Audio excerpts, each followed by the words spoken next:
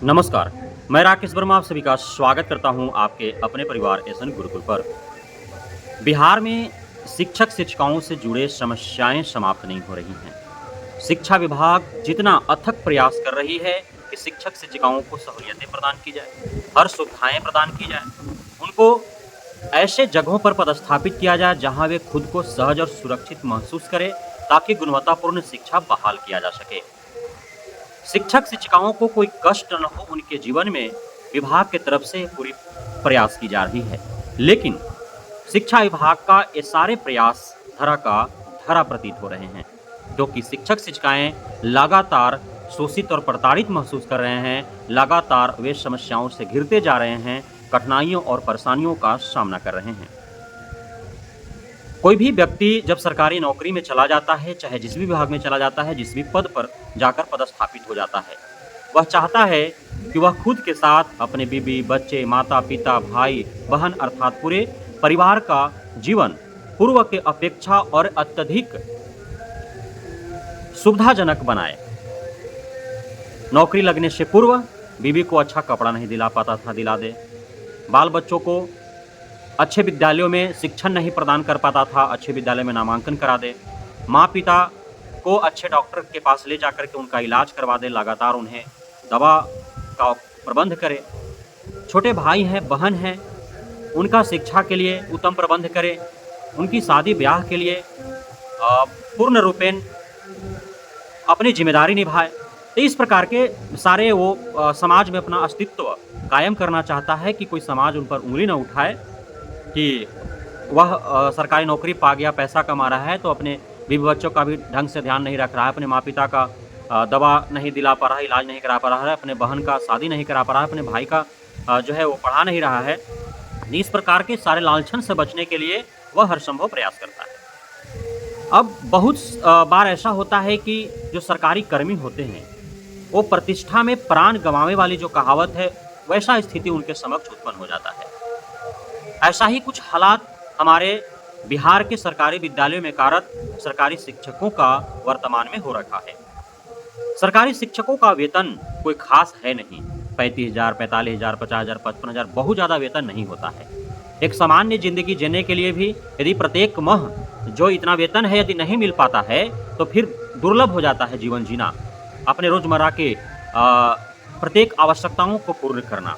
क्योंकि 35-50 हज़ार रुपये में कोई सेविंग नहीं कर पाता है कि 1 आध 2 महीना यदि उसको वेतन न मिले भी तो वह सारे खर्चे आराम से मेंटेन कर पाए। वो एक तरफ से पैसे आते हैं और दूसरे तरफ उसका रास्ता बने होते हैं कि कहाँ कितना खर्च करना है। वही हाल है सरकारी शिक्षकों का। अब ऐसा सरकारी शिक्षकों का मानना है कि जब तक के पाठक रहें, उनके दबाव के कारण, उनकी तत्परता के कारण प्रत्येक माह थोड़ा लेट लतीफ़ी सही पर वेतन मिल जाते थे। लेकिन पिछले 3-4 माह से जब से एसीएस के पद पर डॉक्टर एस सिद्धार्थ आए हुए हैं, कभी भी वेतन जो है वो मिल ही नहीं पा रहा है समय से। इस माह का वेतन उस माह में, उस माह का वेतन उस माह में। बहुत ऐसे शिक्षक हैं जिनका वेतन कई-कई माह का ड्यूज है, चाहे कारण जो भी रहा हो। तो इस प्रकार की समस्याएं हैं। अब नियोजित शिक्षक शिक्षिकाएं जो थे, उन्होंने सोचा था कि चलो नियोजित से बीपीएससी बन जाएंगे, राज्यकर्मी हो जाएंगे, तो उनको प्रत्येक माह समय से वेतन मिलेगा, अन्य जो है वो सारे सुविधाएं मिलेंगे। हम नियोजित से बेचारे बीपीएससी में चले गए। अब उनका पिछले 1 वर्ष का एरियर भी ड्यूज है और वेतन भी उनको समय से नहीं मिल पा रहा। अब बताइए कि आधा सितंबर बीत चुका है, अभी तक किसी का जुलाई का वेतन नहीं मिल पाया है, किसी का जून का नहीं मिल पाया है और अगस्त का तो लगभग लोगों का नहीं मिल पाया है। तो कैसे उनका खर्च चलेगा? उधर उनका बच्चे का जहाँ निजी विद्यालय में नामांकन होगा या फिर कोचिंग संस्थानों में होगा, वो उसे भी पैसा चाहिए, वो पैसे के लिए बार बार टॉर्चर कर रहा होगा। उनके माँ पिता का दवा समाप्त हो गए होंगे, दवा लाने होंगे, उनके अन्य परिवारों के सारे आवश्यकताएं पूर्ण करने होंगे। हो सकता है ईएमआई पर लोन होगा, उनका लोन लेकर के उन्होंने अपना बहन का विवाह किया होगा, घर मकान बनाया होगा, कहीं जमीन वगैरह ले लिए होंगे, यदि नहीं होंगे भूमिहीन होंगे तो घर मकान बनाने के लिए।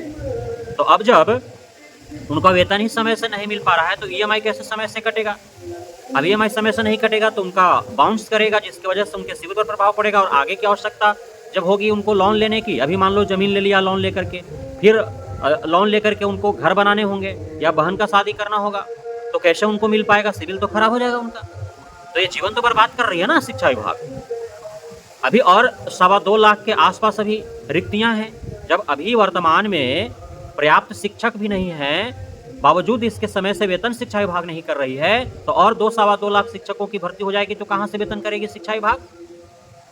तो शिक्षक शिक्षिकाओं के बीच विश्वास जगाना होगा, उनके मन मस्तिष्क में खुद के प्रति भरोसा दिखाना होगा कि नहीं, विभाग और सरकार की तरफ से औरों की अपेक्षा शिक्षक शिक्षिकाओं को सर्वप्रथम वेतन मिले, उनको हर सुविधाएं मिले, वो सहज और सुरक्षित जगह पर पदस्थापित हों, ताकि हमारे बिहार के बच्चों को गुणवत्तापूर्ण शिक्षा मिल सके, बिहार के शैक्षणिक पिछड़ेपन दूर हो सके, शिक्षा में सुधार हो सके एवं सरकारी विद्यालयों का सुदृढ़ीकरण हो सके। सिर्फ थोथा गाल बजा देने से, बारंबार निर्देश पारित करने से, सिर्फ न्यूज चैनल में आकर के प्रेस कॉन्फ्रेंस कर देने से, इंटरव्यू में कुछ भी वक्त देने से और औचक निरीक्षण कर देने मात्र से सुदृढ़ीकरण नहीं हो जाएगा, सुधार नहीं हो जाएगा। शिक्षा शिक्षकों को देने हैं। शिक्षक जब तक संतुष्ट नहीं होंगे, आप कितना भी चाबुक चला लो, कुछ नहीं होने वाला है।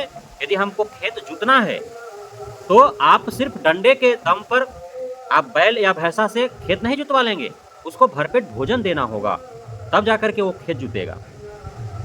वो तो भूखे पेट बंदर नचाने वाली बात हो गई कि बंदर को भूखे पेट रखो, मार छड़ी उसको नचवाओ और उसके बाद कमाओ उससे, तब उसको भोजन दो। इस प्रकार से कार्य नहीं चलेंगे भाई।